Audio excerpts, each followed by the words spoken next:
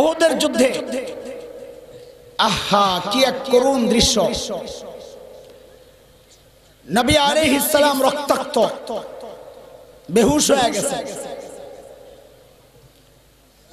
সাহাবায়ে কেরাম ময়দান থেকে টেনে টেনে পাহাড়ের উপরে উঠাইছেন। আমি উঠছি ওই জায়গায়, সাধারণত হাজীদেরকে যেতে দেয় না। মদিনা ইউনিভার্সিটির আমাদের কিছু ছাত্র, ওরা আমাদেরকে গোপন এক রাস্তা দিয়ে ওখানে নিয়ে গেছে। আর এই 3 তলার মতো উপরে একটা গুহার মতো, ওখানে গিয়ে নবী আলাইহিস সালাম আশ্রয় নিয়েছেন সাহাবায়ে কেরাম সহ। আমরা এই শরীর নিয়েই তো উঠতে পারি না। আমি অবাক হইছি, ওই আহত শরীর নিয়ে কিভাবে উঠছেন সাহাবায়ে কেরাম ওখানে।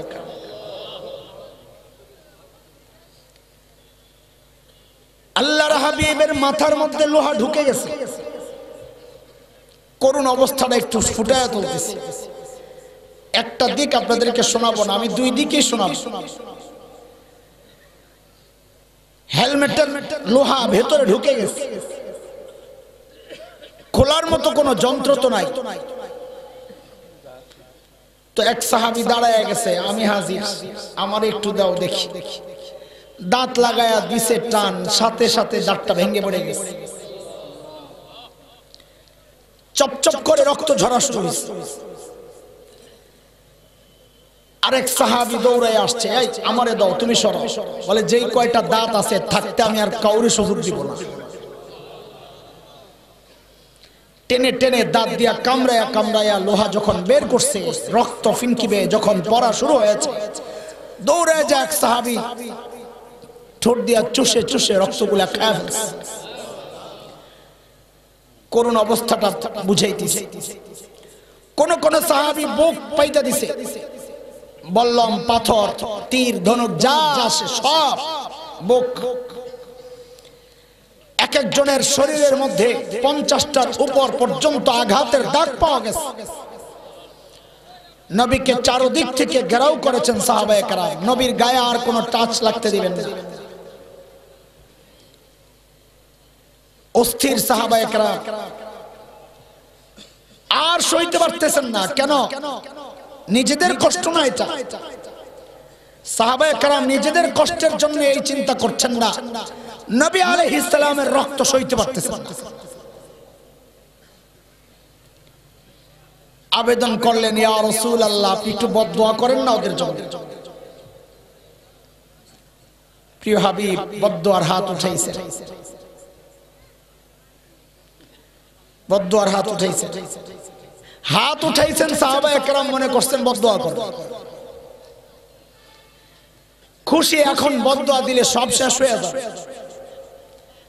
আল্লাহর হাবিব হাত উঠায়া বলতেছেন, ও আল্লাহ, এরা আমার উম্মত, বুঝে না, হেদায়েত দিয়ে দাও। এই দৃশ্যকে আল্লামা ইকবাল চিত্রায়িত করেছেন রওজায়ে আথারের পাশে বসে বসে। জুআসি কো কমলি মে আপনি ছুপা লে,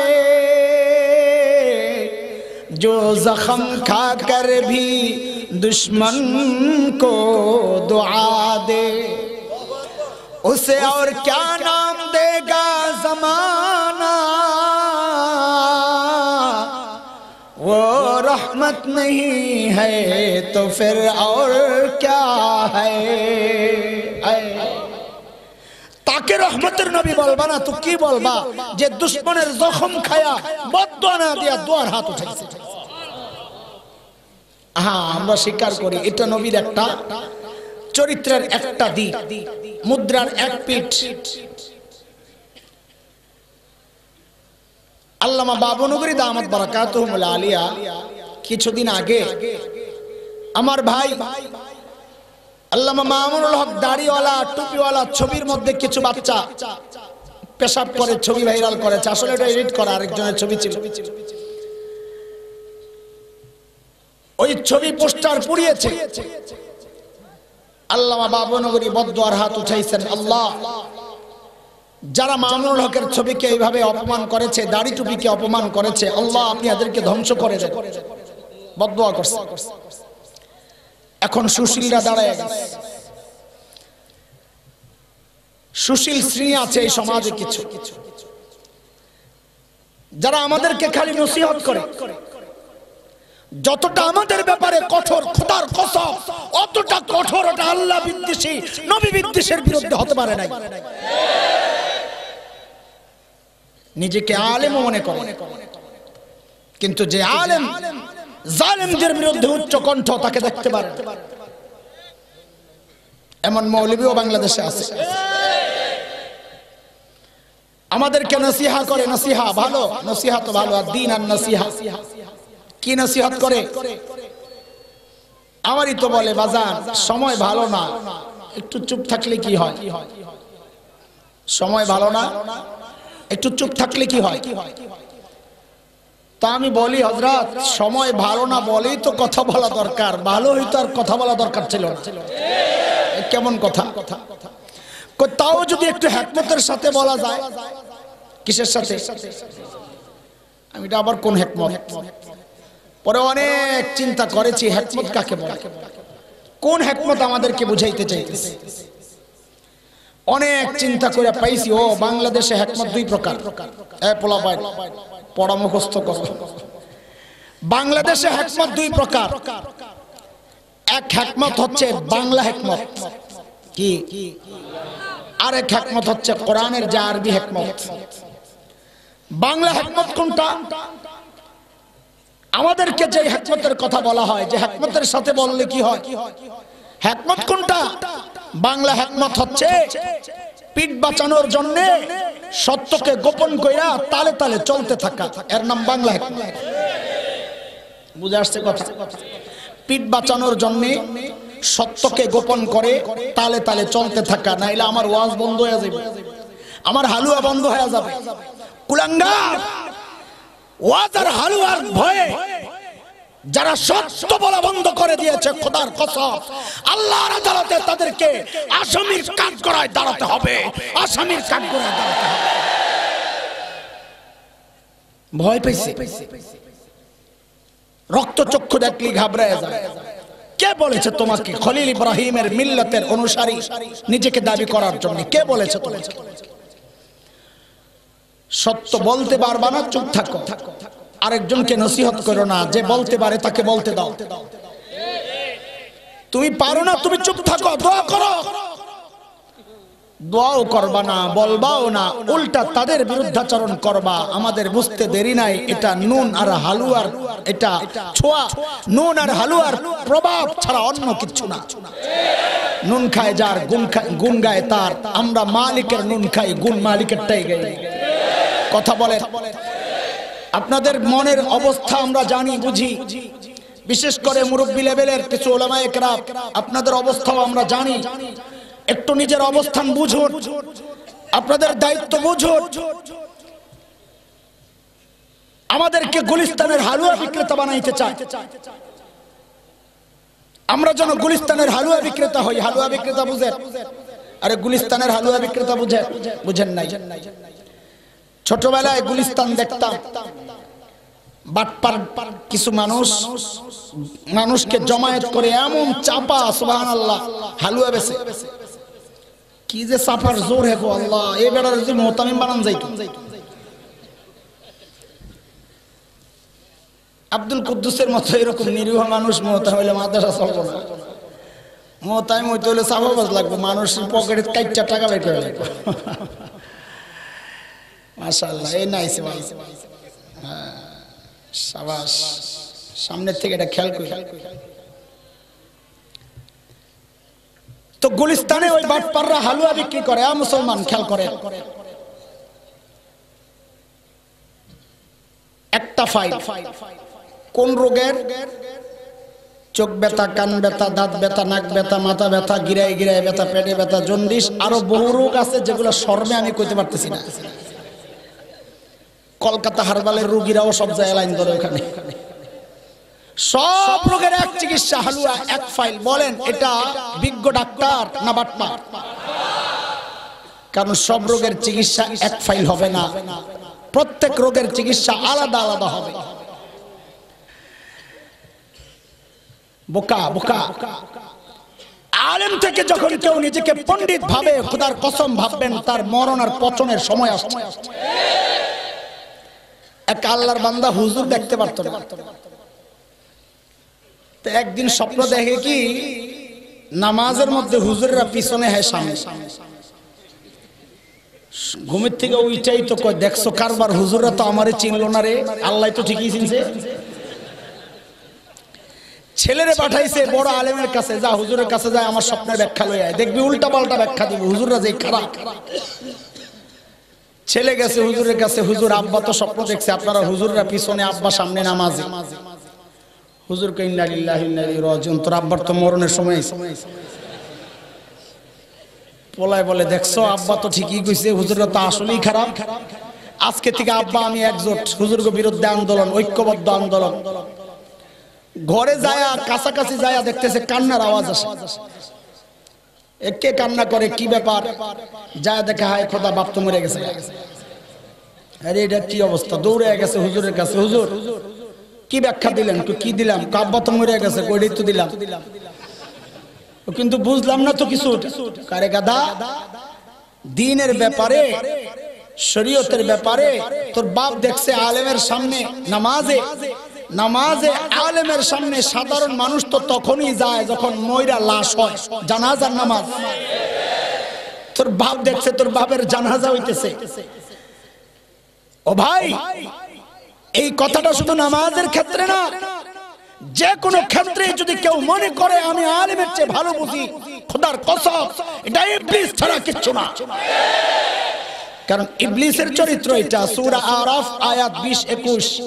ইবলিস যায় আদম আলাইহিস সালামকে আল্লাহর বক্তব্য বুঝাইছে, ফাওয়াসওয়াসা লাহুমাশ শাইতান লিইউবদিয়া লাহুমা মা বুরিয়া আনহুমা মিন সাওআতিহিমা وقال ما نهاكما ربكما عن هذه الشجرة إلا أن تكونا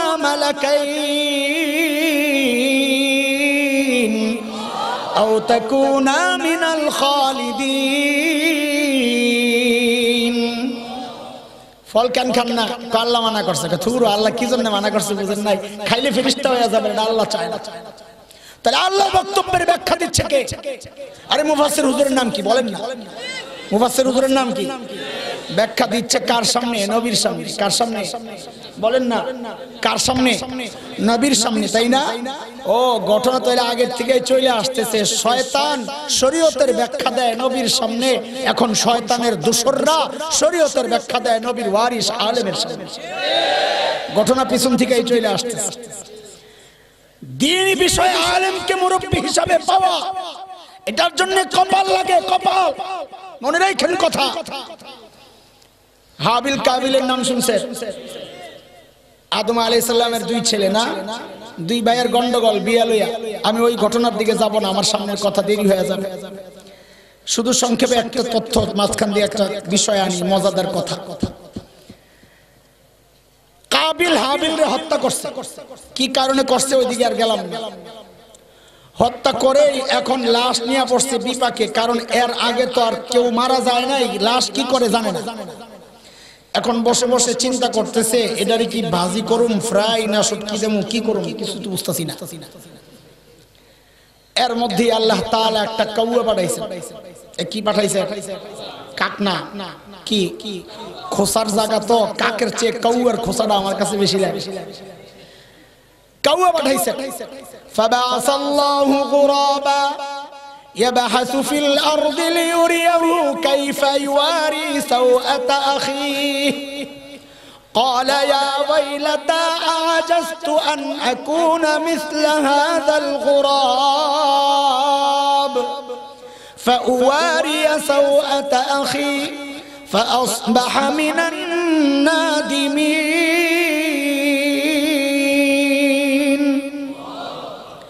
কাউয়া ইশারে কাউয়ারে দাফন করছে। কাবিল বসে বসে এই কাহিনী দেখে কয় হায় খোদা, এমনি লাশ দাফন করে। আহারে ইয়া ওয়াইলাতা আজাস্তু আন আকুনা মিসলা হাযাল গুরাব। আরে কাউয়ার নলেজটাও যদি আমার থাকতো তাহলে তো আমার ভাইরে আমি লাশটা দাফন করতে পারতাম। বিষয়টা না, ওই সময়ে নবী ছিলেন আদম। সব যুগের জন্য ওই যুগের নবী সবচেয়ে বড় জ্ঞানী আর আলেম। আল্লাহ তাআলা যদি চাইতেন হযরত আদমকে ওহীর মাধ্যমে জানিয়ে দিতে পারতেন, ও নবী আদম আপনার এক ছেলে আর এক ছেলেকে হত্যা করে লাশ দাফন করতে পারতেছে না, আপনি যায় শিখায়া দেন লাশ কিভাবে দাফন করে। আল্লাহ তা করেন নাই, আল্লাহ তা করেন নাই। আল্লাহ কাউয়ারে বানাইছেন উস্তাদ। কারে কথা বলে? কাবিলের উস্তাদ বানাইছেন আল্লাহ। কাকে? কাউয়াকে। কেন? নবীকে কেন বানান নাই? আল্লাহ কাবিলকে দেখায়া দিছে, এরে পোড়া কপাল কাবিল, নবীকে শিক্ষক হিসাবে পাওয়ার জন্য কপাল লাগে, ভাগ্য লাগে। তোর মতো অপদার্থ, তোর মতো খাবিস আর জালিমের উস্তাদ আমি নবীকে বানাবো না, তোর মতো জালিমের উস্তাদ আমি কাউয়ারে বানাবো। কাজেই কি বুঝা গেল? মুফাসসিররা বলেন, ওরে ভাই, হক্কানি পীর পাওয়ার জন্য মুরিদের কপাল লাগে। তুমি যেমন আল্লাহ মিলায়ও দেওয়ান ভাই, বুঝেন না এই কথা? তুমি যেমন আল্লাহ পীরও মিলায় ওই রকম। হক্কানি আলেম পাওয়ার জন্য নিজের কপাল লাগে, হক্কানি ইমাম পাওয়ার জন্য মুক্তাদির কপাল লাগে, জানাজার বাবার জানাজার জন্য হক্কানি আলেমকে পাওয়ার জন্য ছেলেদের কপাল লাগে। তোমাদের মতো চাঁদাবাজি করে খাওয়ার মতো পুলিশ কর্মকর্তাদের বাবাদের জানাজা আলেম কপালে জুটবে না, তো কি দাঁড়াইতে হবে? কথা কর ঠিক? এর জন্য কপাল লাগে, কপাল। বাবনগরী সাহেব বদদোয়া করলেন কেন? এটা এক কাজ। হুজুররা ক্ষমতায় যাওয়ার আন্দোলন করে কেন? হ্যাঁ, কেন করবে না? কারণ আমরা রাষ্ট্রপ্রধান প্রেসিডেন্ট হযরতে সুলাইমান আলাইহিস সালামের ওয়ারিস। দিন রক্ষায় ইমানদাররা কল্লা দিতে চায় কেন? বলে কেন চাইবো না? আমরা নবী জাকারিয়া আলাইহিস সালামের ওয়ারিস।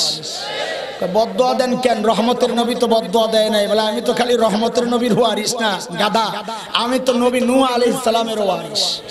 বলে নবী নূহ আলাইহিস সালাম কি করছেন একটু দেখেন। আল্লাহর কাছে আল্লাহ ওমাকারু মাকরান কুব্বারা, আল্লাহর মারাত্মক চক্রান্তে লিপ্ত। আল্লাহকে কি চক্রান্ত করছে? এরা বলে লা তাযারুন্না আলিহাতাকুম ওয়ালা তাযারুন্না ওয়াদ্দান ওয়ালা সুওয়া ওয়ালা ইয়াগুস ওয়া ইয়াউক ওয়া নাসরা ওয়া ক্বাদ আযাল্লু কাসীরা। আল্লাহ এরা বলে আমাদের দেবতা যারা আছে এদেরকে ছাড়বা না, আর বুজুর্গদের যে ভাস্কর্য বানাইছি ওগুলাও ছাড়বা না। নিজেরা করে করে আবার বহু মানুষকে গোমরা করছে আল্লাহ। তো আল্লাহ তাআলা বলেন, এখন আপনি কি চান নবী? আপনি কি চান? তো হযরত নূহ আলাইহিস সালাম বলেন, আল্লাহ লা তাজিদিজ জালিমিনা ইল্লা দালালা, আল্লাহ আপনি এদের গোমরাহি আরো বাড়ায়া দেন। এটা তো দোয়া।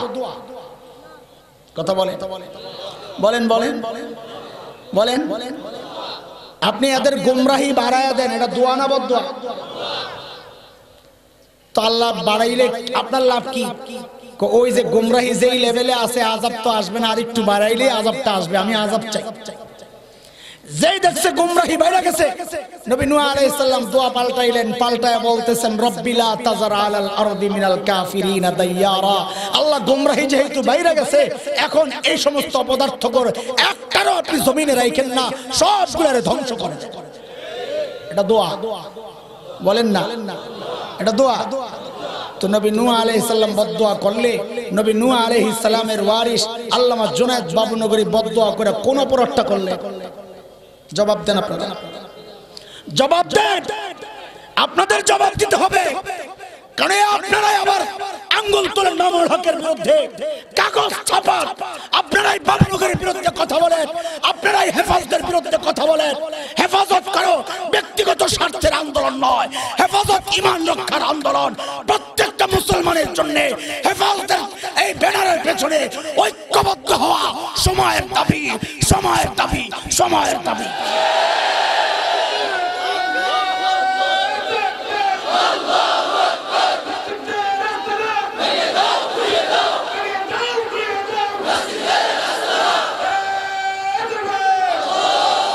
মুহতারাম হাজরিন, কথাগুলো বলছি দুঃখে কষ্টে। বলে কথার ধরন এমন কেন? বলে এমন কেন হবে না? ভিতরে আগুন লাগাইছেন, এখন হা করলে গরম ধুয়াই তো বেরিয়ে। আপনি কলিজা আগুন লাগাইয়া দিচ্ছেন, এখন আমি হা করলে কি ঠান্ডা বাতাস বেরিব? ঘরে আগুন লাগাইছেন, এখন জানালা দিয়া ধোয়া বেরিব না কি ঠান্ডা বাতাস বেরিব? ভিতরে আগুন লাগাইছেন, এখন জানালা দিয়া গরম বাতাসই বেরিব। সহ্য না করতে পারলে পানি ঢাইলা ঠান্ডা করে না।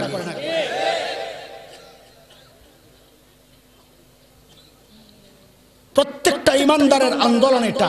এটা শুধু বাবুনগরীর আন্দোলন না। নবীকে মহব্বত করেন না? বলেন, কথা বলেন, আজকে ক্লিয়ার করেন আপনারা। নবীকে মহব্বত করেন না? সাতিমে রাসূলের ব্যাপারে ফয়সালা কি? যারা নবীকে গালি দেয়, কোরআনের ফয়সালা কি? কি বলে? তো হেফাজত তো ওই কথাই বলতেছে।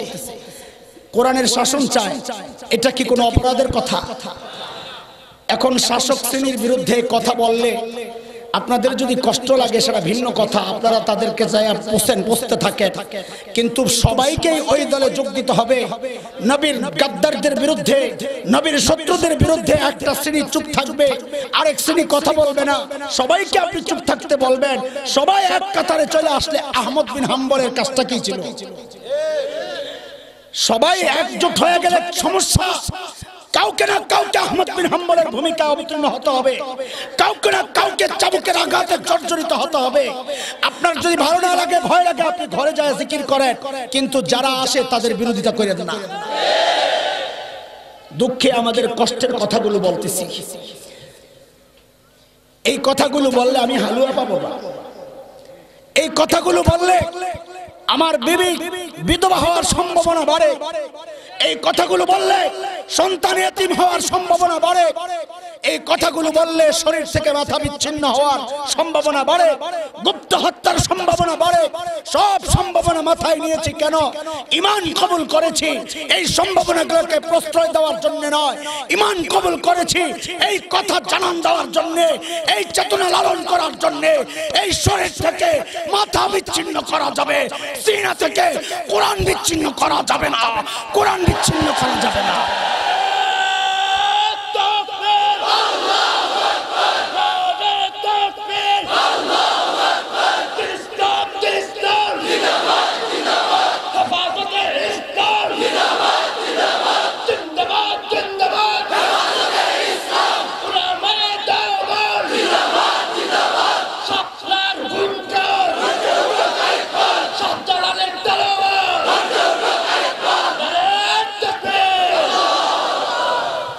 বিরোধিতা করার তো একটা জাতপথ আছে।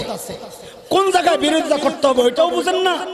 এটা নবীর ইজ্জত রক্ষার আন্দোলন, দিন রক্ষার আন্দোলন। রাজনৈতিক মতপার্থক্য থাকবে, থাকতেই পারে, আদর্শিক লড়াই থাকতেই পারে, এলাকা ভিত্তিক আধিপত্যের লড়াই থাকতেই পারে, কিন্তু একটা জায়গায় এক হতে পারবো না। এটা কেমন কথা? নবীর ইজ্জত রক্ষায় এক হতে পারবো না, এটা কেমন কথা? কোন মুখে নবীর সামনে দাঁড়াবে যে আমাকে গালি দিয়েছে, তুমি টু শব্দটি করো নাই, যারা করেছে তাদের বিরুদ্ধে লড়েছ? কোন মুখে নবীর সামনে দাঁড়াবেন? জবাব দেন, জবাব দেন। কলিজা একটু ভয় নাই? ফয়সালা কি তাদের ব্যাপারে? আমি আয়াত পড়েছি সূরা তাওবার 12-13 আয়াত। ফয়সালা কি তাদের ব্যাপারে? ওয়াতানু ফি দীনিকুম ফাকাতিলু আইম্মাতাল কুফর। আল্লাহ জানতেন এই আন্দোলন করলে ভিতরে কলিজায় ডর ঢুকবে, আরে ভারত নি কিছু কয়, সরকার নি কিছু কয়। তো আল্লাহ এর পরের আয়াতে বলতেছেন আতাখশাউনাহু, আতাখশাউনাহু। তুই এগোরে ভয় পাস? আল্লাহর নবীর দুশমনকে ভয় পাস? ভারতকে ভয় পাস? আমেরিকারে ভয় পাস? আল্লাহ সিদ্ধান্ত জানায় দিচ্ছেন, আল্লাহ রে তুই যদি মুমিন হয়ে থাকস, ফাল্লাহু আহাক্কু আন তাখশাউহু ইন কুনতুম মুমিনিন। যদি ঈমানদার হয়ে থাকস, ভয় কেবল পেইতে হবে কাকে? আরে বলেন কাকে? আমরা আমেরিকা ভয় পাই না, ভারতের রক্তচক্ষুকে পরোয়া করি না। আমার দেশ দখলের হুমকি দেয়, মাঝে মধ্যে আমাদেরকে অনেকে বোঝায় যে তাদের গোয়েন্দা এখানে কাজ করে, সন্ত্রাসী বাহিনী কাজ করে, গুপ্ত হত্যা হতে পারে। গতকালও আমাকে একজন বুঝাইছে, কিভাবে বুঝায় আমি বুঝি না। আরে এই দিন তো দিনের জন্য এই শরীর বিক্রি করেছি, ঈমান কবুল করেছি মানে আমার জান বিক্রি করে দিয়েছি। এই জানের বিন্দু মাত্র পরোয়া নাই আল্লাহর নবীর ইজ্জত রক্ষায়। আমি হাসান জামিলের বউ যদি বিধবা হয়, আমার সন্তান যদি বাপ হারা হয়, এতিম হয়ে যায়, আমার শরীরটা যদি লাখো টুকরা করা হয়, আমি তো আমার শরীরকে প্রস্তুত আছি আমার শরীরকে ফিরিয়ে দেওয়ার জন্য। ও মুসলমান, আল্লাহকে সাক্ষী বানায়া বলো, দিন রক্ষায়, নবীর ইজ্জত রক্ষায় কে কে জীবন দিতে প্রস্তুত? কে কে জীবন দিতে প্রস্তুত? ইসলাম, ইসলাম, ইসলাম, মুসলিম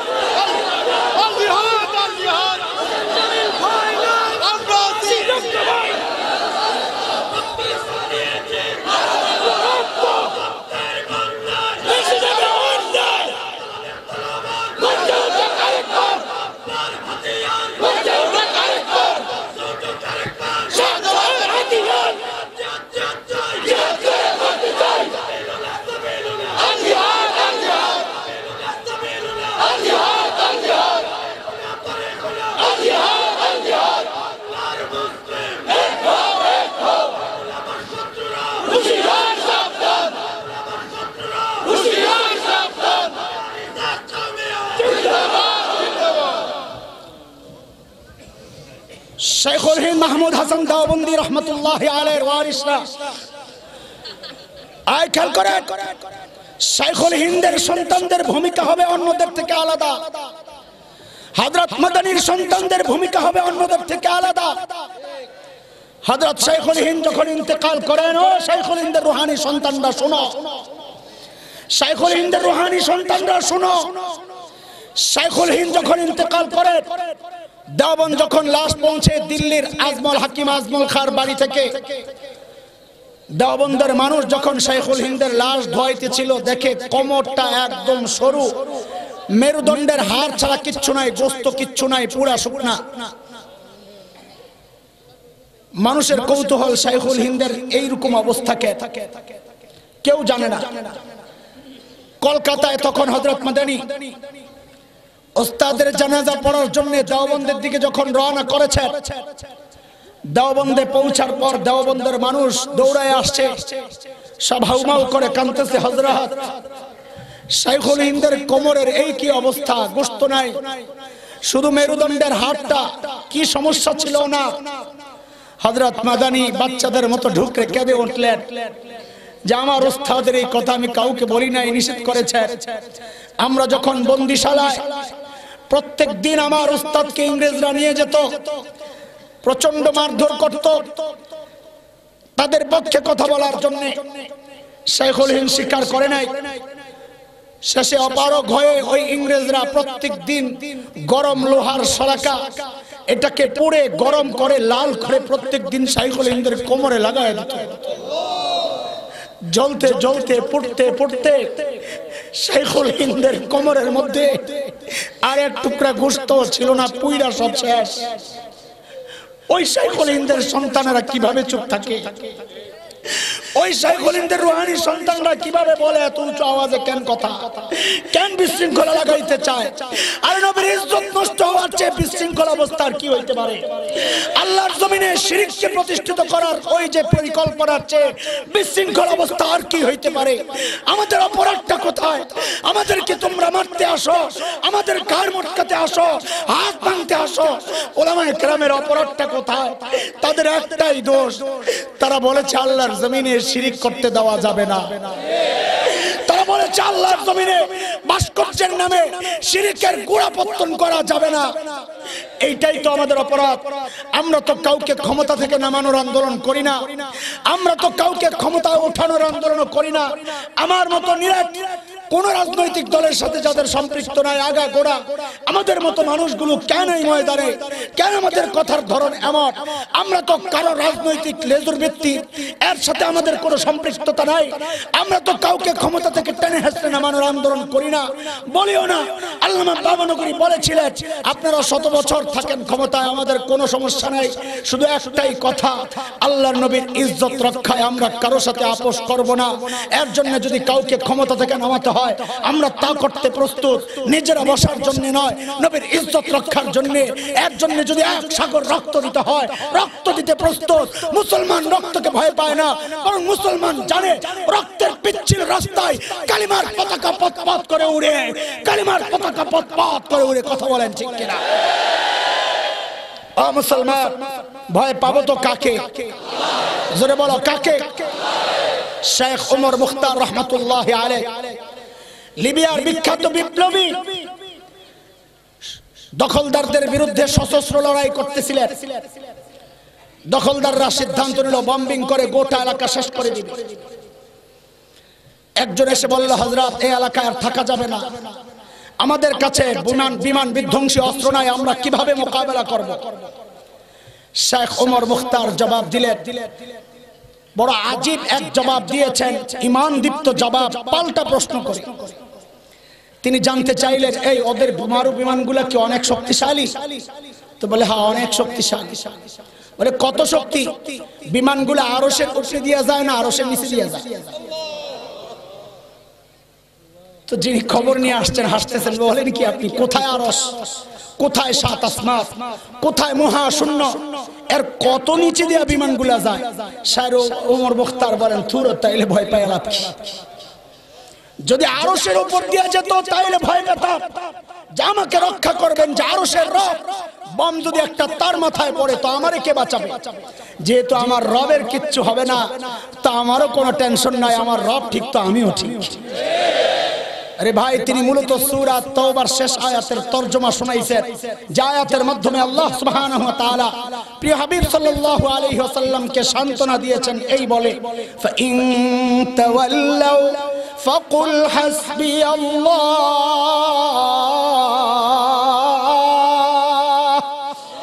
লা ইলাহা ইল্লা توكلت وهو رب العرش العظيم।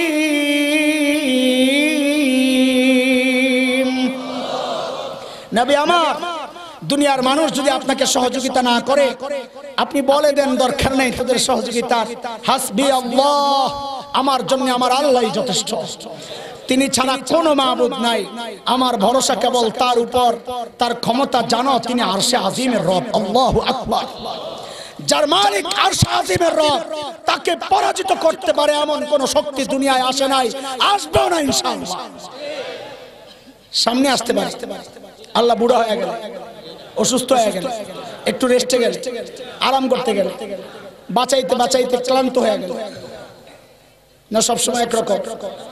সূরা আহজাব আয়াত 62 মালিক কি বলেন শুন বেটা, সুন্নাতাল্লাহিল্লাতী ক্বাদ খালাত মিন ক্বাবল ওয়ালান তাজিদা লিসুন্নাতিল্লাহি তাবদীলা। আল্লাহর সিস্টেম আগে যা ছিল এখনো তাই। আগের সিস্টেম ছিল নমরুদের মালিক ছিল না, পরাজিত হয়েছে। ফিরাউনের মালিক ছিল না, পরাজিত হয়েছে। ইব্রাহিম আলাইহিস সালামের মালিক ছিল, জয়ী হয়েছেন। মুসা আলাইহিস সালামের মালিক ছিল, জয়ী হয়েছেন। বিলাল হাবশীদের মালিক ছিল, জয়ী হয়েছেন। শোন কুলাঙ্গাররা, আমাদেরকে রক্তচক্ষু দেখায় লাভ নাই, ভাবিস না আমরা চুপ হয়ে যাব। ঈমান যেহেতু কবুল করেছি, ভরসা মালিককে মেনেছি, শুনে রাখ তোদের পরাজয় সুনিশ্চিত। যাদের কথায় লাফাস ওই দাদাদের পরাজয় সুনিশ্চিত। আমার দেশ দখল করবা, আমরা স্বপ্ন দেখি দিল্লির লাল কেল্লায় আবারও কালিমার পতাকা পাত পাত করে উঠবে ইনশাআল্লাহ, পাত পাত করে উঠবে ইনশাআল্লাহ। মাশাআল্লাহ, রাখেন রাখেন, মারহাবা। এই প্রজন্ম যদি তাকবীর দেয় তাহলে আমরা আশাবাদী হইতে পারি। বুড়ারা ঘুমান, আপনারা কোনো সমস্যা নেই, ঘুমান আপনারা, শুধু বিরোধিতা করেন না, ফতুয়া দিয়েন। ফতুয়াগুলোর একটু রুমের মধ্যে রাখেন। মুহতারাম হাজরিন, বলছিলাম নবী আলাইহিস সালামের একটা পিঠ আপনাদেরকে শোনাইতেছি, সেটা হলো রহমতের নবীর ওয়ারিস আমরা, তাই না? এক জবাব তো দিলাম, আমরা শুধু রহমতের নবীর ওয়ারিস না, সমস্ত নবীর, বলেন সমস্ত নবীর, সমস্ত নবীর দিন প্রতিষ্ঠায় যত রকমের পদ্ধতি আছে সব পদ্ধতি উলামায়ে কেরাম গ্রহণ করবে, কারণ তারা সমস্ত নবীর ওয়ারিস। দুই নম্বর জবাবটা একটু শুনে, রহমতের নবী কি খালি ক্ষমাই করছে আর কিচ্ছু করেন নাই? তো চলেন একটু মক্কার দিকে যাই, ফাতে মক্কার ঘটনা একটু শুনি। আমরা মাঝে মধ্যে স্লোগান দেই, ফাতে মক্কার হাতিয়ার গর্জে উঠুক আরেকবার। একজনে জিজ্ঞেস করছে এই আবেগী স্লোগান কেন দেন, কি জন্য? ফাতে মক্কায় মারামারি হয়েছে, তো হ্যাঁ আবার হাতিয়ার গর্জনের কি আছে? আমি এটাই তো বুঝলেন না, ফাতে মক্কায় যেই হাতিয়ার গর্জন হয়েছে ওইটাই আমাদের মূল পয়েন্ট। ফাতে মক্কার যেই হাতিয়ার গর্জন করেছে ওইটাই আমাদের মূল পয়েন্ট। বলে ওইটা কি আবার? শুনেন, ইতিহাস তো জানেন না, খালি রহমতের নবী রহমতের নবী লয়েই ঘুরে। নবীর আরেকটা চিত্র আছে, ওইটা একটু শুনেন, সেটা হচ্ছে ফাতে মক্কার হাতিয়ার। বলে ফাতে মক্কার হাতিয়ার কি? আল্লাহর হাবিব মক্কা বিজয়ের দিন যখন মক্কায় ঢুকেন, মাথাটা নিচু, চোখ দিয়া ঝরঝর করে পানি পড়ছে, তিলাওয়াত করতেছিলেন, ইন্না ফাতাহনা লাকা ফাতহাম মুবিনা। আল্লাহ বিজয় তোমার, আমার শক্তিতে আমি বিজয় পাই নাই। ঢুকেই নবী ঘোষণা করলেন, এই মক্কাবাসী, লা তাসরিবা আলাইকুমুল ইয়াওম, সব মাফ আজকে, সব মাফ, সব। এটা হলো রহমতের নবীর চেহারা, সব মাফ। কার চেহারা এটা? কার চেহারা? রহমতের নবীর চেহারা। যে ওয়াজাম করে শোনাও, আগাইতে থাকো। এরপর বললেন তবে শর্ত আছে। কি আছে? শর্ত কি? মান দাখালাল মাসজিদাল হারাম ফাহুয়া আমিন, মসজিদ হারামে যে ঢুকবে সে নিরাপদ। মান দাখালা দার আবি সুফিয়ান ফাহুয়া আমিন, হেড অফিস আবু সুফিয়ানের ঘরে যে যাবে সেও নিরাপদ।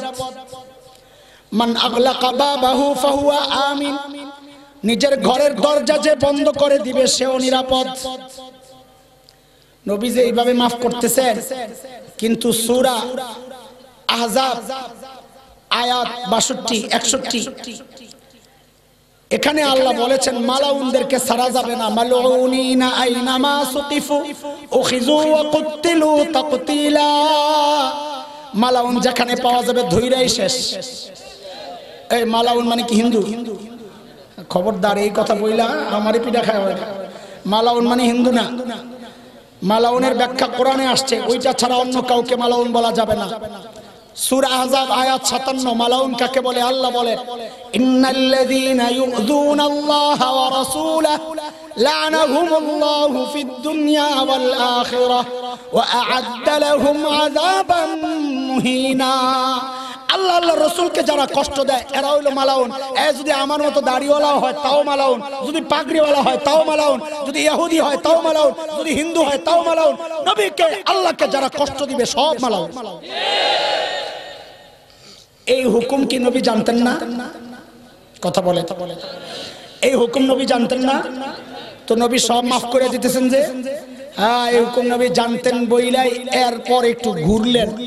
রহমতের নবী একটু ঘুরলেন, ঘুরা কইলেন কি, এই শুনেন, সবাইরে মাফ করা যাবে না, আল্লাহ মাফ করেন নাই।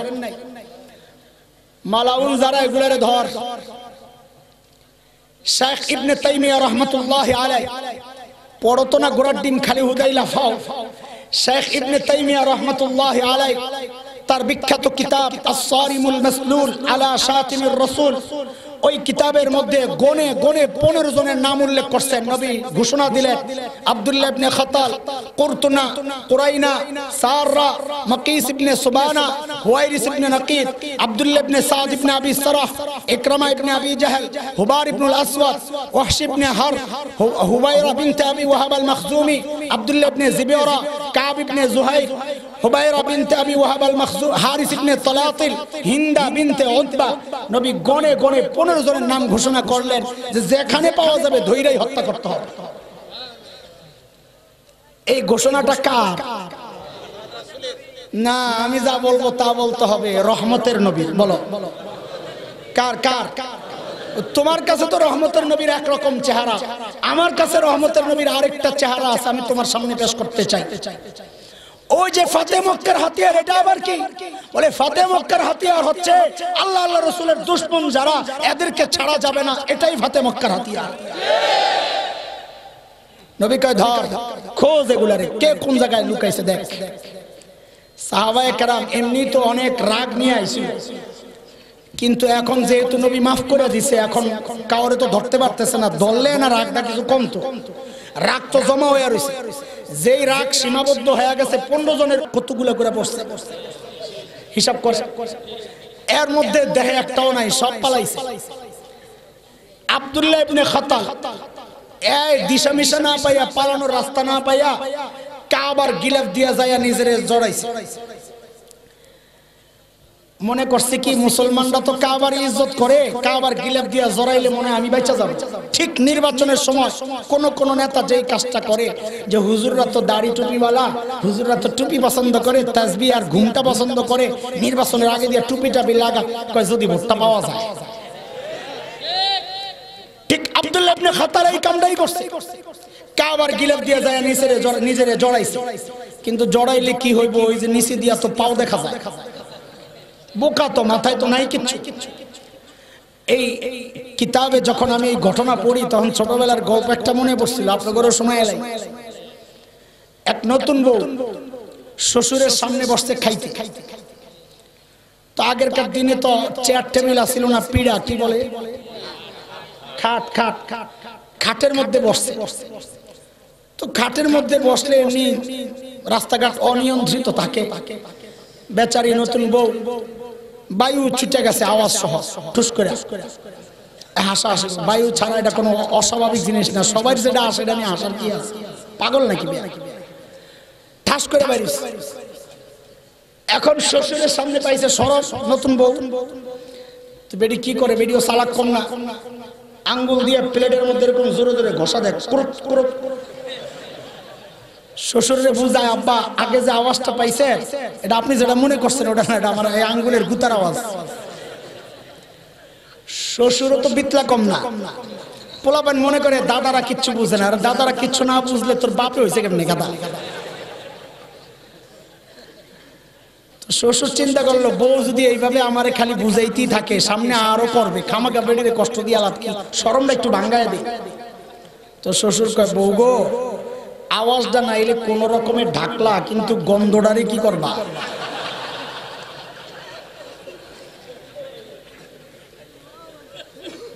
ঠিক আব্দুল্লাহ ইবনে খাতালের এই গল্প করে আমার ওটা মনে পড়ছে। আরে গাধা, বডিটা নাইলে কাবার গিলাফ দিয়ে ঢাকলি পাও তো দেখা যায়, ওটি কি করবি? হযরত আলী কাররামাল্লাহু ওয়াজহা খুব খেপা, দেখছে পাও একটা দেখা যায়, দুইটা দিছে দৌড়। আলী কি জন্য দৌড় দিছে, অন্য দুইজন সাহাবী এটা আগা মাথা কিচ্ছু বুঝে নাই, খালি এটা বুঝছে আলী কাউরে পাইছে, হেরাও লগে লগে দিছে দৌড়।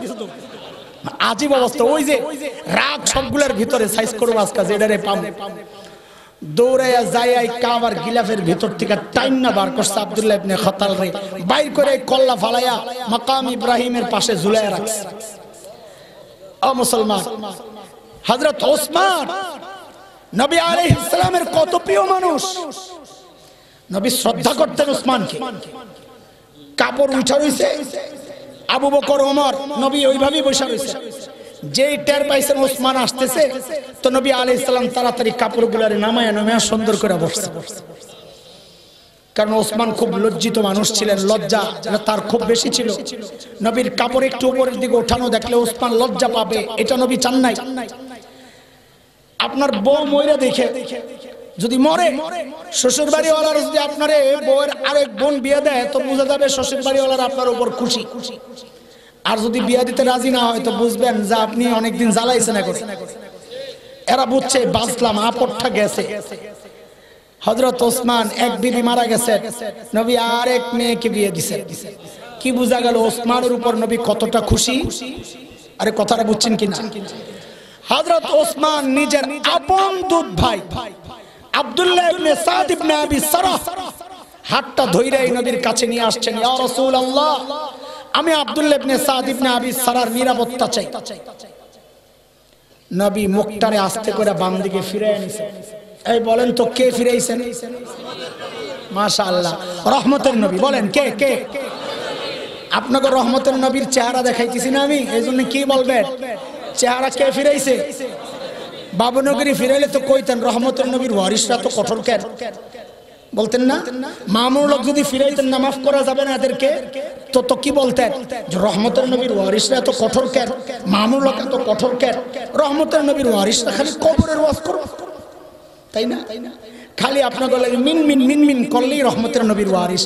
দেখেন রহমতের নবীর ওয়ারিস, রহমতের নবীর আরেকটা চিত্র আপনাদেরকে দেখাইতেছি।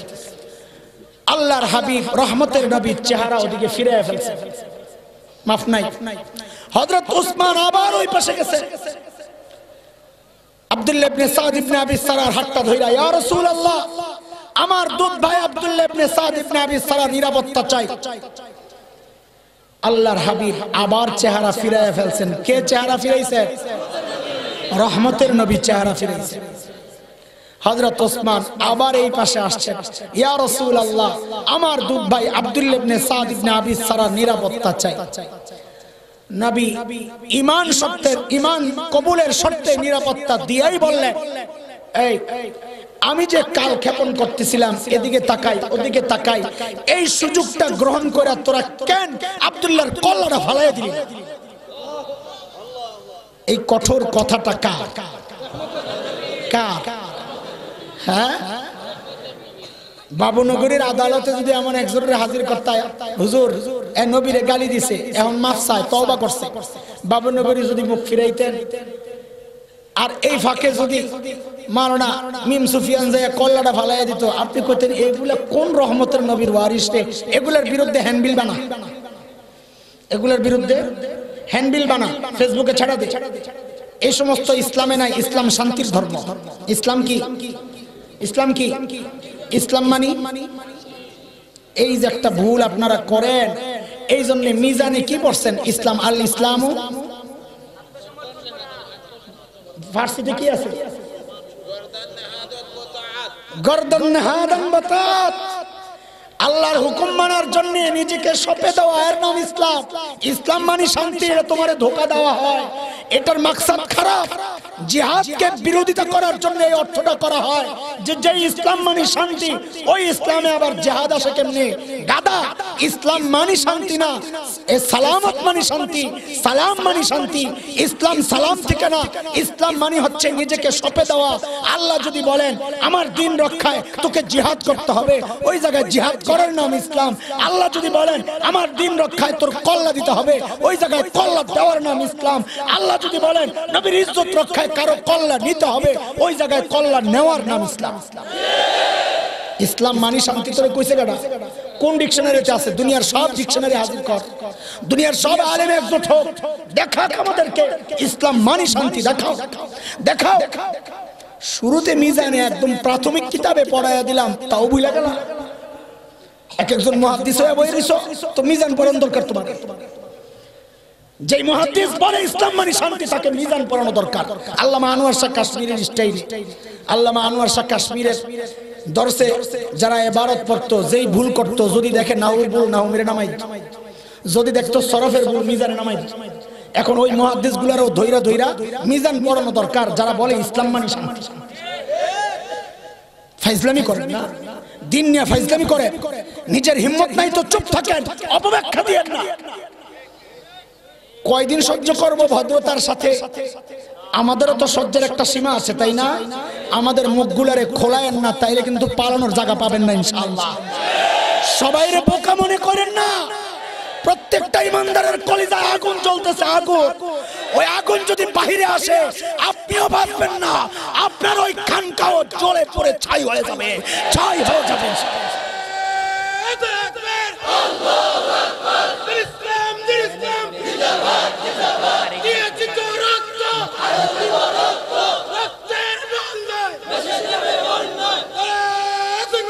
মুহতারাম হাজরিন, রহমতের নবী দেখাইতেছে।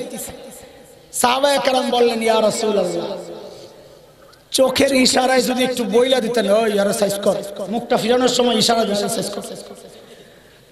সাহাবায়ে কেরাম বলেন, নবী বলেন কি আরে বলস কি তোরা? আমি নবী, নবী নবীর সান্না চোখের ইশারায় কথা বলা। নবীরা যা বলেন ডাইরেক্ট বলেন। নবীর প্রকৃত ওয়ারিসরাও ওই সমস্ত রাজনৈতিক মারপেচ বুঝে না। উপরে একটা ভিতরে একটা, উপরে দেখায় আমি বুজুর্গ, ভিতরে দালালদের সাথে যোগাযোগ রাখে। উপরে দেখায় আমি আল্লাহ ওয়ালা, ভিতরে তাগুতের সাথে যোগাযোগ রাখে। নবীর ওয়ারিসদের এই চরিত্র হইতে পারে না, নবীর ওয়ারিসদের এই চরিত্র হইতে পারে না। কথা কোন ঠিক কিনা? নবীর ওয়ারিসরা যা বলবে,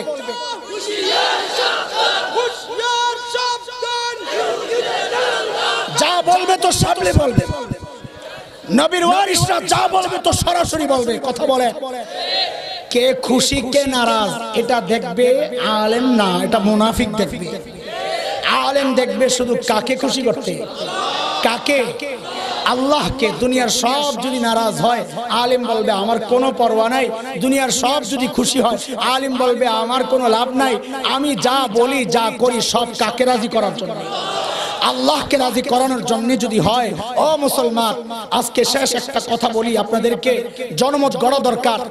আমার কিছু ভাই উম্মতের, এরা সিংহ শার্দুল, যে যাই বলুক আমার কি হবে আমি জানি না, কিন্তু আমার এই স্পষ্ট অবস্থান এটা। আল্লাহর নবীকে নিয়ে কুৎসিত মন্তব্যকারী লেখালেখি করা, অভিজিৎকে যারা হত্যা করেছে, নাস্তিক ব্লগার, আমার নবীকে যে তুচ্ছ তাচ্ছিল্য করে গালাগালি করেছে, ওই অভিজিৎকে হত্যা করেছে উম্মতের যেই সিংহ পুরুষগুলো, বাংলাদেশ আদালত তাদের বিরুদ্ধে ফাঁসির রায় ঘোষণা করেছে। আমরা আদালতের বিরুদ্ধে কোনো টু শব্দ করব না। এটা আমাদেরকে অঙ্কুরে বিনষ্ট করে দেওয়ার জন্য এটা একটা উপলক্ষ হতে পারে, এই জন্য আমি করলাম না, কৌশলে কেটে গেলাম। কিন্তু এর মানে এটা না, এটাকে খুশি মনে মেনে নিচ্ছি। এই জায়গায় কোনো আপোষ নাই। তারা ঠিক করেছে কি ভুল করেছে ওইটা আমরা জানতে চাই না, এটা পরে। আগে আমরা জানতে চাই আল্লাহর নবীর ইজ্জতের চেয়ে আপনাদের কাছে অভিজিতের জীবনের দাম বেশি হয়ে গেল। নবীর ইজ্জত রক্ষায় কিছু সিংহ অভিজিৎকে হত্যা করেছে, তার জন্য ফাঁসির রায় দিতে পারলেন। তাইলে আল্লাহর নবীর ইজ্জত রক্ষায় ইজ্জতের উপর যারা আঘাত করতেছে কেন তাদের ফাঁসির রায় ঘোষণা হয় না, ওইটা আমরা জানতে চাই, ওইটা জানতে চাই। নবীর ইজ্জত রক্ষায় নবীর ইজ্জত রক্ষায় মুসলমান শুনেন, আপনি কোন দল করেন আমার জানার দরকার নাই। আপনি আওয়ামী লীগ করেন, আপনি কালিমা পড়েন নাই। আপনি বিএনপি করেন, কালিমা আপনার আরেকটা। আপনি জামাত পড়েন, কালিমা আপনার আরেকটা। আপনি কওমিতে পড়েন, আপনার কালিমা আরেকটা। আপনি আলিয়ায় পড়েন, আপনার কালিমা আরেকটা। আপনি দেওবন্দি, আপনার কালিমা আরেকটা। আপনি ফুলতলি, আপনার কালিমা আরেকটা। আপনি কিয়াম করেন, আপনার কালিমা আরেকটা। আপনি বৈশা দুরূদ পড়েন, আপনার কালিমা আরেকটা। না সকলের কালিমা এক? বলেন সকলের কালিমা, সকলের নবী। সকলের নবী যদি এক হয় তো সকলের নবীর ইজ্জত রক্ষায় সবাই এক হইতে পারবো না? পারবো না? পারবো ইনশাআল্লাহ। একটা উদাহরণ দেই শুধু, শাইখুল হিন্দের উদাহরণ এটা। আমার এই হাতের আঙ্গুল কয়টা? আঙ্গুলের মাথাগুলো লাগানা খোলা খোলা। আঙ্গুলের মাথা খোলা থাকে কখন? যখন এগুলা বেকার থাকে, কাম নাই। কিন্তু যখন ভাত খাইতে যায় আঙ্গুলের মাথা একসাথে হয় না, খোলা থাকে, একসাথে হয়ে যায়। হ্যাঁ, এটাই হচ্ছে এই উম্মতের উদাহরণ। এই উম্মত কেউ আওয়ামী লীগ, কেউ বিএনপি, কেউ জামাত, কেউ জাতীয় পার্টি, কেউ হেফাজত, কেউ জমিয়ত, কেউ তাবলিগ, কেউ চরমনাই, কেউ ওয়াহাবি, কেউ কওমি, কেউ সুন্নি, কেউ আলিয়া, কেউ দেওবন্দি, কেউ ফুলতুলি। এক একজনের এক একটা পরিচয়। আমাদের কাম কাজ নাই, আমরা চুপচাপ আছি। আমাদেরকে কামে লাগাইলে কিন্তু আমরা আর আলাদা থাকবো না, মাথাগুলা সব একখানে হয়ে যাবে ইনশাআল্লাহ। কথা বলেন, কথা বলেন। সব একসাথে হইয়া একটা একটা করে জীবন্ত দাফন করবো ইনশাআল্লাহ। প্রস্তুত আছি ইনশাআল্লাহ। নবীর ইজ্জত রক্ষায় আমাদের কোনো ইখতিলাফ নাই। নবীর ইজ্জত আর সম্মান রক্ষায় আমাদের কোনো বিরোধ নাই। রাজি আছি ইনশাআল্লাহ। আমি কিয়াম করি না জানার দরকার নাই। এই জায়গায় আমরা সব এক। আমরা নবীর আশিক। আমরা জানায়া দিতে চাই নবীর ইজ্জত রক্ষায় যারা জীবন দিতে প্রস্তুত এদের কলিজায় আর আগুন লাগায়েন না, তাইলে আগুনের তাপ সইবার ক্ষমতা আপনাদের নাই। আমাদেরকে সংখ্যায় মনে করেন আমরা বিচ্ছিন্ন বিক্ষিপ্ত, সময় মতো কিন্তু আমরা এক হতে পারবো ইনশাআল্লাহ।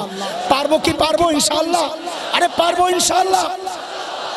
একটা আওয়াজ উঠাইতে হবে, বলেন একটা আওয়াজ উঠাইতে হবে। আল্লাহর নবীর দুশমনদের সাথে কোনো আপোষ নাই, ওই আওয়াজ একসাথে উঠানো যাবে ইনশাআল্লাহ। যাবে ইনশাআল্লাহ। বলেন যাবে ইনশাআল্লাহ।